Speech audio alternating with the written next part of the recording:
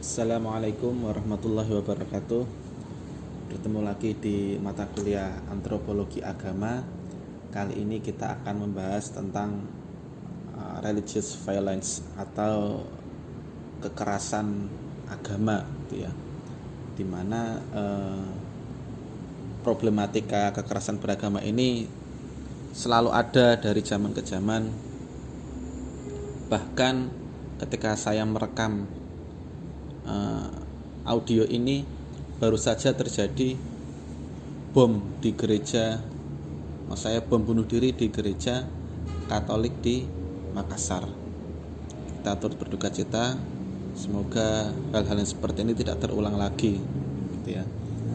Nah, di sini kita akan membahas religious violence dan juga pendampingnya itu religious fundamentalism di video yang lainnya. Kita akan mulai dari antropologi kekerasan. Nah, jadi ada 6 faktor yang membuat orang yang baik, ya, orangnya itu baik, tapi dia melakukan kejahatan. Nah, kita mungkin sering melihat ada pelaku bom bunuh diri atau semacamnya itu, ketika wartawan menanyakan kepada tetangga-tetangganya, biasanya jawabannya, oh dia itu orangnya baik, dia itu orangnya ini itu yang istilahnya ya di sosial itu mungkin dia mendapatkan predikat sebagai orang yang baik, seperti itu. Nah, tapi kenapa ke orang baik itu melakukan kejahatan? Bahkan mungkin katakanlah orang Islam yang rajin sholat, rajin puasa, bahkan mungkin hafal Quran dan sebagainya, kok melakukan kejahatan, kenapa? Nah, ini menurut Philip Zimbardo ini tahun 2000 ada 6. Yang pertama adalah indoktrinasi.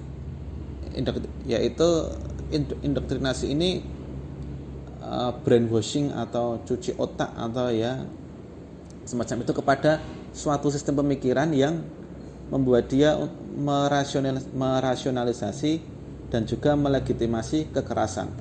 Nah, jadi si pelaku ini dia mungkin ya soleh, rajin belajar, rajin mengaji, tetapi yang dia pelajari, yang dia ngaji itu adalah doktrin-doktrin tentang kekerasan atau doktrin-doktrin yang melegalkan tindakan kekerasan. Akhirnya ya karena dia orang yang soleh, orang yang taat kepada Tuhan, orang yang taat kepada imamnya, yang menjalankan perintah di kitab suci, yang dia pelajari hanya ayat-ayat tentang jihad, ayat-ayat tentang qital, pembunuhan, ya akhirnya dia melegitimasi itu, oh berarti itu wajar, oh berarti ini perintah agama. Akhirnya dia menjadi melakukan itu karena dia merasa ini baik, ini diperintah, ini ganjarannya baik. Nah, seperti itu. Jadi orang baik pun bisa melakukan kekerasan karena faktor indoktrinasi. Yang kedua, ketaatan terhadap aturan, yaitu misalnya orang itu berada di suatu struktur atau di suatu jamaah di mana dia itu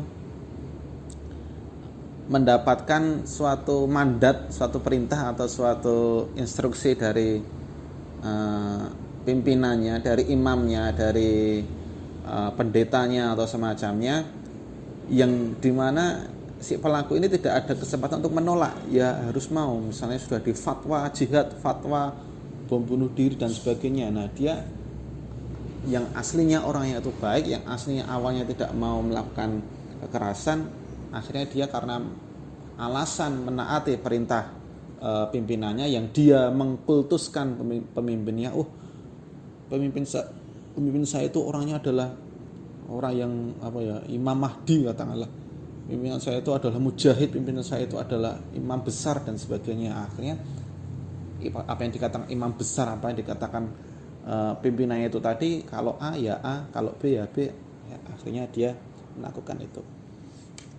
Kemudian yang ketiga yaitu anonim atau individuisasi, yaitu ketika seseorang atau si pelaku ini melebur kepada suatu kelompok, kemudian bertindak atas nama kelompok. Nah, jadi ketika kita bergabung kepada sebuah kelompok seperti mahasiswa itu, kalau misalnya ikut demo demo itu ketika dia sendiri melakukan kekerasan pasti nggak berani. Tetapi ketika dia bareng-bareng, kemudian atas nama organisasi, atas nama organisasi mahasiswa atau organisasi pergerakan seperti itu, dia menjadi lost gitu, menjadi lost, mau melakukan kekerasan, mencoret-coret tembok, memecahkan kaca, membakar ban, itu dia nggak merasa bersalah karena dia melakukan itu atas nama organisasi, bukan atas nama pribadi. Jadi kalau misalnya dihukum pun dia akan berbagi-bagi hukuman dengan teman-temannya, tidak dihukum sendiri. Kemudian yang keempat adalah difusi tanggung jawab, yaitu dia hanya ikut-ikutan saja, hanya menjalankan perintah. Aku cuma disuruh kok, aku cuma menjalankan perintah. Ini dia itu nggak bisa mempertanggungjawabkan apa yang dia lakukan, sehingga ketika dia melakukan kekerasan, dia melakukan hal-hal yang merugikan orang lain, dia menyalahkan atau melemparkan kepada pimpinannya, kepada bosnya, kepada imamnya. Aku cuma disuruh ini, cuma kamu protesnya ke sana saja, ke imam saya, ke pemimpin saya gitu. Nah, ini namanya difusi tanggung jawab. Nah, kemudian yang kelima yaitu eskalasi kekerasan. Nah, jadi misalnya awalnya itu baik, misalnya baik, sopan, misalnya mahasiswa melakukan audiensi kepada rektorat atau kepada DPR, awalnya sopan dengan diskusi ilmiah, dengan tenang, tapi kemudian debat masih lumayan, kemudian lanjut lagi lebih intens lagi, yaitu saling bantah membantah, saling menjelek-jelekkan. Akhirnya yang satu nggak terima, yang lain nggak terima, akhirnya ribut ricuh, akhirnya terjadi kekerasan. Nah, jadi ada eskalasi bertahap seperti itu.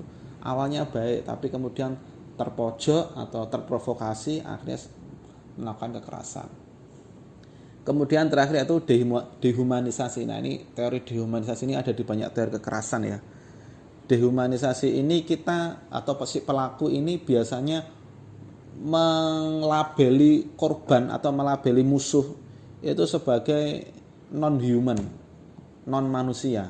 Nah, biasanya kalau kalian misalnya melihat ada oknum agama menyatakan, oh dia adalah dajjal, dia adalah iblis, dia adalah setan. Nah, itu adalah bentuk dehumanisasi. Ketika kalian melihat ada sosok sealim apapun itu, sepintar apapun itu, sesoleh apapun, kok dia melakukan dehumanisasi kepada manusia lain dengan julukan-julukan seperti itu, nah itu hati-hati, akan kalian bisa terprovokasi. Biasanya dehumanisasi ini mulai merendah untuk biar terkamuflase, tidak se ekstrim dajjal, setan. Karena zaman dulu ulama juga sama gitu, ada yang memanggil musuhnya itu aduwullah dan sebagainya. Bahkan banyak juga kitab-kitab itu tulisannya itu saiful jali atau saiful maslul atau saiful batar, artinya adalah pedang yang terhunus kepada siapa gitu, ada. Nah, biasanya skala dehumanisasi ini ada yang sampai ya tadi dajjal, setan iblis, ada juga yang agak ringan. Oh dia komunis, dia syiah, dia ateis, dia syirik, dia bid'ah. Nah, itu juga bentuk dehumanisasi. Maka hati-hati. Karena kalau sudah kita dapatkan cap itu, orang yang ilmunya nggak kuat, ya berarti dia akan melegalkan atau menghalalkan darahnya. Oh, misalnya ada orang Islam sholat menghadap kiblat, tapi kata seorang ulama, oh dia itu pelaku bid'ah, dia itu syirik, maka orang nggak segan-segan nanti akan melukai dia, membunuh dia dan sebagainya.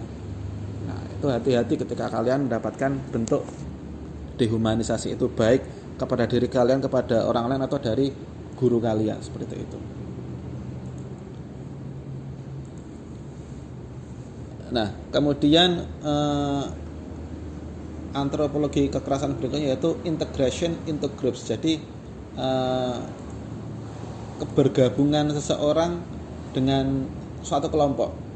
Kalau seseorang itu punya bibit atau punya potensi untuk melakukan kekerasan, potensi itu makin lama itu bakal makin membesar ketika dia bertemu dengan kelompok yang sama, yang homogen. Artinya yang sama-sama punya bibit kekerasan, sama-sama punya mental untuk melakukan kekerasan.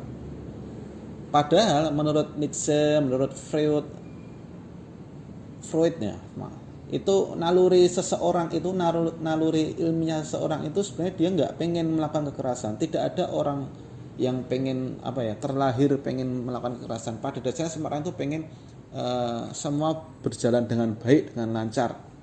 Tapi ya tidak dipungkiri seorang itu punya naluri dalam diri atau mental bibit-bibit kekerasan. Ada yang bisa menekan bibit kekerasan itu supaya tidak muncul ke permukaan, menahan rasa amarah dan sebagainya. Ada yang nggak bisa seperti itu. Artinya ketika dia punya bibit melakukan kekerasan, kemudian dia punya kesempatan, punya kelompok yang sama, ya akhirnya terjadi. Karena dengan berkelompok ini, seseorang merasa lebih kuat, lebih besar, lebih antagonis, dan juga lebih kompetitif. Terus juga lebih eksploitatif dibandingkan ketika seseorang itu sendirian. Nah, kemudian ada juga konflik identitas atau problem identitas. Ketika seseorang itu bertemu atau menghadapi sosok yang identitasnya berbeda, kecenderungan untuk melakukan kekerasan itu lebih tinggi. Artinya ketika dia melawan atau menghadapi sesuatu yang berbeda, kemudian itu mengancam dirinya, dia siap-siap melakukan kekerasan. Nah, masalahnya identitasnya adalah konstruksi budaya yang juga cukup kompleks. Biasanya meliputi 4 hal, yaitu nama, nilai atau kepercayaan, cara interaksi, cara memandang nasib atau takdir. Di sini kan kita menjadi ragu juga. Sebenarnya yang membedakan antara kita dengan mereka itu apa? Maksudnya kalau kita sedang menghadapi orang yang berbeda, seberbeda apa sih kita sama dia? Di mana kita menentukan letak perbedaan atau batas antara kita dengan mereka? Saya dengan kalian itu perbedaannya apa sih? Mungkin perbedaan usia, perbedaan pekerjaan dan sebagainya. Kalau dicari perbedaan-perbedaannya ya ada, tapi dicari persamaannya jauh lebih banyak. Nah, maka ketika kalian melihat orang yang berbeda dengan kalian, baik berbeda politik, berbeda ideologi, berbeda keagamaannya, kalau kalian cari perbedaannya ya itu yang akan kalian dapatkan. Tapi kalau kalian cari persamaannya ya kalian juga akan mendapatkan, oh kita sama-sama warga negara Indonesia, kita sama-sama Islam, sama-sama menghadap kiblat, sholatnya dan sebagainya ya ada. Nah, maka ini adalah konstruk budaya. Nah, kalian nanti akan diprovokasi seperti apa? Kali mereka itu berbeda dengan kita, dia itu A, kita B atau sebagainya. Dia itu sukanya ini, kita sukanya itu. Nah, itu akan menjadi beban mental buat kita bahwa oh kita ini berbeda dengan mereka. Bahkan dalam taraf tertentu mungkin kita akan mengatakan, oh saya ini lebih baik daripada mereka. Nah, kemudian institusi, interest dan ideologi. Ini ada perbedaan-perbedaan lain selain tadi perbedaan identitas ya.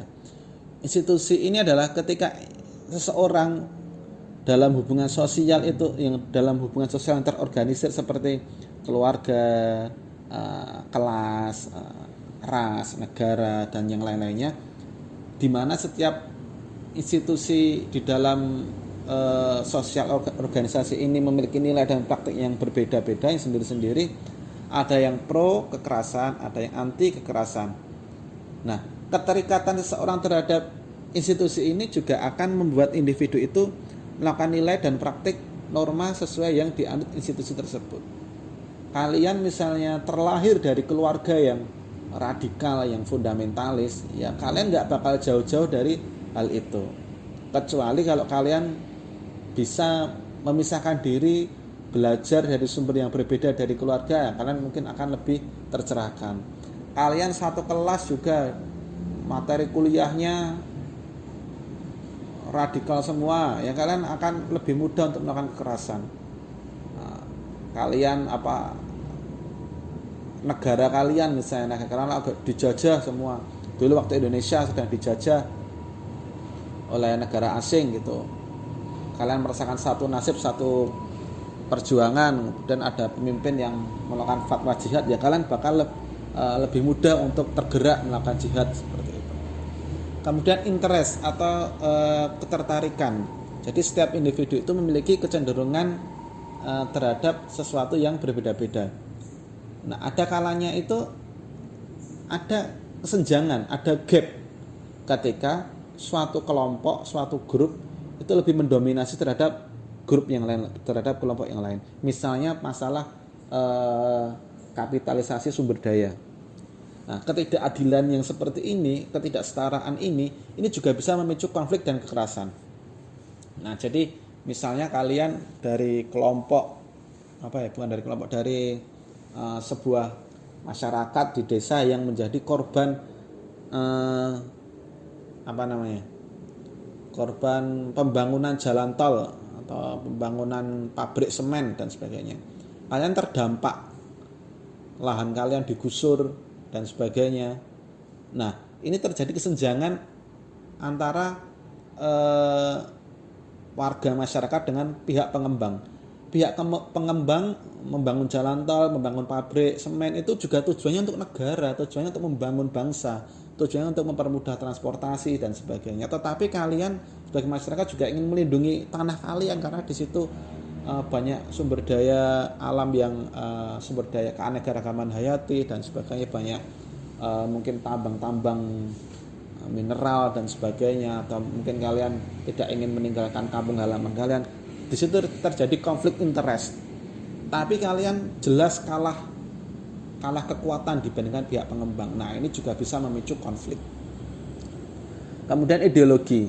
Nah, seorang yang memiliki kesamaan pandang atau persamaan teori tentang bagaimana seharusnya dunia ini dan bagaimana seharusnya manusia bertindak, itu juga bisa memicu kekerasan. Karena teori yang berdasar dari ideologi ini bersifat absolut alias bersifat mutlak, tidak bisa diganggu-gugat, tidak menerima tanya jawab. Nah, kalau ideologinya bilang A ya harus A, nggak boleh B, C, nggak boleh A aksen dan sebagainya. Di luar ideologi itu adalah musuh, orang yang kafir, yang sesat, yang musyrik, dan harus dilenyapkan. Nah, ini juga mendorong terjadinya kekerasan beragama. Ketika seseorang beragama memiliki ideologi yang sangat mutlak, yang harus bulat seperti itu. Kemudian menurut Mark Juergensmeyer, ketika menjelaskan agama sebagai penjelasan atau pembenaran dari kekerasan, nah ini juga akan dibahas lebih detail nanti di habis UTS, ada di kelompok-kelompok nanti. Teori kekerasan beragamanya Mark Juergensmeyer ini saya bacakan sekilas saja. Jadi yang pertama itu ada 4 ya. Yang pertama itu transendensi moral, di mana aksi kekerasan itu bisa mendapatkan justifikasi. Jadi ketika ada suatu suatu sistem atau katakanlah di negara lah, ketika negara itu melegalkan tindakan-tindakan kekerasan, ya maka kekerasan akan tumbuh subur. Misalnya ada ormas nggak punya izin tiba-tiba melakukan sweeping ke warga ketika bulan puasa, sweeping rumah makan lah. Yang seperti ini kalau dibiarkan, tidak diberi sanksi, tidak diberi aturan, ya akan tumbuh subur.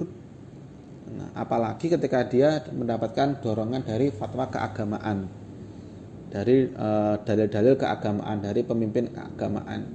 Nah, ini berarti ini yang disebut transendensi moral, di mana moral itu sudah turun. Karena yang namanya sweeping itu atau yang lainnya lah, melakukan hal-hal yang sifatnya kekerasan, menyegel tempat ibadah dan sebagainya. Ini kalau dianggap normal, ya itu berarti itu transendensi moral.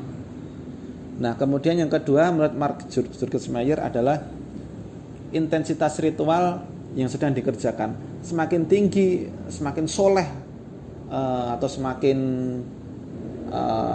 kuat ritual seorang itu semakin mudah terusik jika diganggu, atau itu lebih mudah untuk menyulut kekerasan. Artinya orang itu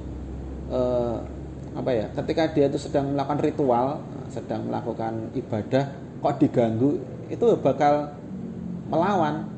Kalian misalnya ketika sholat di masjid, tiba-tiba di sebelah masjid ada orkes dangdut, pas azan kok tetap dangdutan, nah itu pasti akan kita akan melawan. Nah masanya melawannya itu caranya bagaimana? Ada yang cara kekerasan, ada yang cara yang lain. Nah itu seperti itu. Umat beragama lain juga sama, mereka sedang melakukan ritual kok tiba-tiba diganggu, ya nanti akan melawan. Kemudian konsep perang kosmos atau cosmic war ya.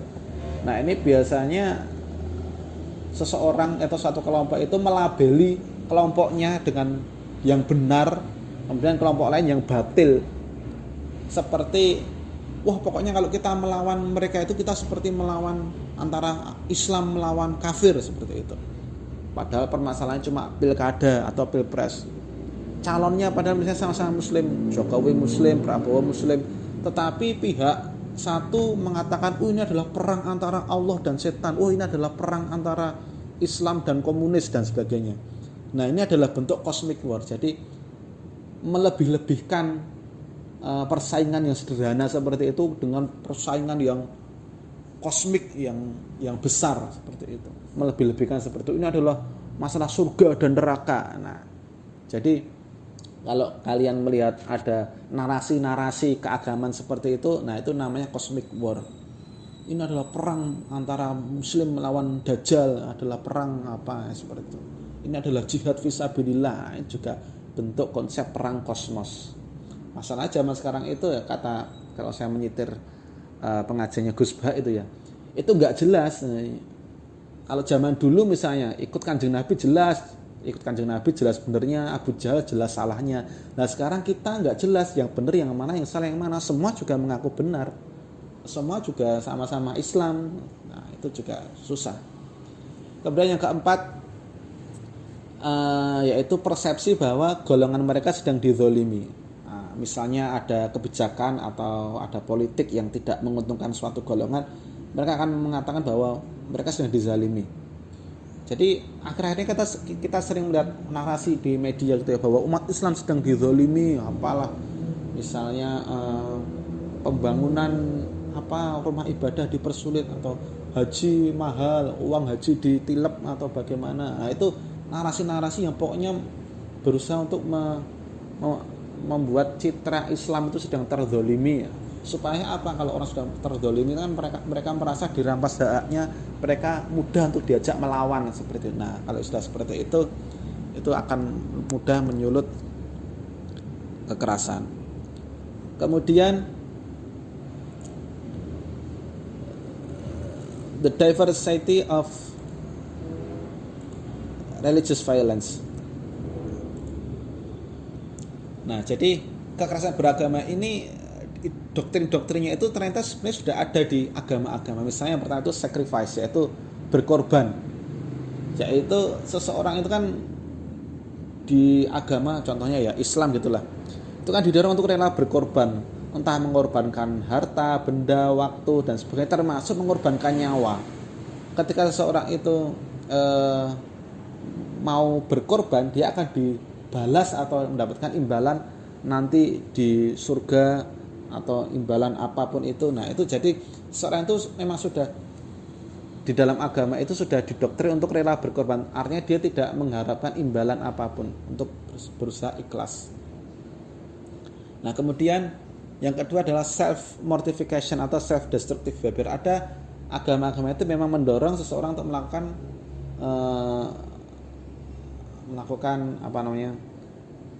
bunuh diri gitu ya, untuk kepentingan agama. Misalnya ya kalau di Islam ada nama istishhad, mencari syahid, yaitu dengan cara bunuh diri gitu, di doktrinnya orang-orang radikal ISIS dan sebagainya. Ada juga di tempat lain misalnya kamikaze seperti itu ya. Nah ini mereka mengorbankan diri untuk kepentingan yang lebih besar seperti itu. Sebenarnya ya ini tidak jelek-jelek amat ya kalau kata bukunya ini ya, tapi menjadi destruktif kalau itu mengajak orang lain. Misalnya kalian merasa di Jepang misalnya, kalian merasa tidak bisa menjadi orang yang berguna, atau merasa mengkhianati bangsa, mengkhianati atau kalian menanggung malu, itu ya kami kasih bunuh diri aja. menusuk pedang atau loncat ke jurang atau bagaimana, nggak ngajak-ngajak orang lain. Tapi kalau yang teroris itu beda lagi, dia mati tapi ngajak-ngajak orang, nah itu yang nggak boleh gitu ya. Kemudian persekusi ini banyak sekali, bisa diskriminasi, intoleransi sampai genosida. Jadi tiap agama itu menciptakan komunitas yang memang fundamentalis dan non fundamentalis yang dinamis. Kejadian-kejadian persekusi ini terjadi karena fungsi golongan fundamentalis ini memiliki power baik fisik maupun non fisik, seperti politik, dana atau kultural. Ketika seseorang atau ketika suatu kelompok melihat orang lain melakukan kesalahan, melakukan hal-hal yang tidak sesuai aturan, tidak sesuai prinsip mereka, dogma mereka, akhirnya mereka melakukan persekusi dengan cara apalah, berita-berita di TV banyak yang didatangi, ada yang mungkin di demo, kemudian dipermalukan dan sebagainya. Kemudian Holy War ini perang suci. Jadi ini kekerasan agama yang secara spesifik melawan agama tertentu. Jadi misalnya seperti kalau dulu Holy War zaman dulu ketika Islam melawan Kristen gitu ya, disebut perang salib. Nah, itu adalah bentuk Holy War. Nah, jadi atau kalau dalam agama lain mungkin ada konsep sendiri. Nah, konsep ini juga bisa menjadi provokasi. Kita sedang perang suci melawan Kristen, melawan Hindu, melawan Buddha. Nah, jadi hati-hati ketika kalian mendapatkan seperti itu dapat memprovokasi terjadinya kekerasan. Kemudian konflik etno-religius. Selain konflik keagamaan itu juga ada konflik etno-religius. Jadi contohnya itu seperti konflik Katolik dan Protestan di Irlandia Utara, atau Kristen dan Muslim di Bosnia, atau Syiah dan Sunni di Irak. Jadi ini aslinya itu konfliknya itu konflik sosial, konflik etnis, tetapi skalanya semakin membesar, akhirnya menyeret-nyeret agama. Nah, ini juga harus hati-hati. Mungkin dulu kalau kalian baca konfliknya Sampang sama Sampit atau itu Madura sama Sampit itu awalnya bukan konflik agama, tetapi lama-lama berkembang akhirnya menjadi konflik agama. Awalnya cuma saya lupa. Jadi hati-hati ketika kalian diseret-seret dengan agama seperti itu. Agamanya sudah sama, sama-sama Islam, tapi apa yang berbeda ya? Oh, Sunni dan Syiah. Misalnya sama-sama Sunni. Oh, sama-sama Sunni, apa yang berbeda ya? Oh, dia NU, kita Muhammadiyah. Sama-sama NU juga bisa berbeda. Oh, dia NU yang PPP, saya NU yang PKB. Ya, bisa dicari perbedaan-bedanya terus. Kemudian abuse, crime, and murder. Jadi tidak semua kejahatan atau kriminal atau pembunuhan yang dilakukan oleh orang beragama itu atas nama agama. Kadang-kala ya kriminal atau melakukan kejahatan itu ya murni kejahatan, bisa dilakukan oleh siapapun, tetapi karena itu menyangkut institusi agama, akhirnya menjadi agama yang disalahkan. Misalnya ada oknum pendeta di gereja mencabuli jamaahnya, atau kiai di pesantren mencabuli santrinya. Itu kan kita melihat ya kriminal aja, nggak usah bawa pesantrennya, nggak usah bawa gerejanya, kan bisa. Tetapi karena itu menyeret pesantren atau gereja, akhirnya kebencian terhadap suatu agama menjadi meningkat. Seperti itu. Jadi perlu berhati-hati ketika melabeli kejahatan. Demikian, semoga bermanfaat. Assalamualaikum warahmatullahi wabarakatuh.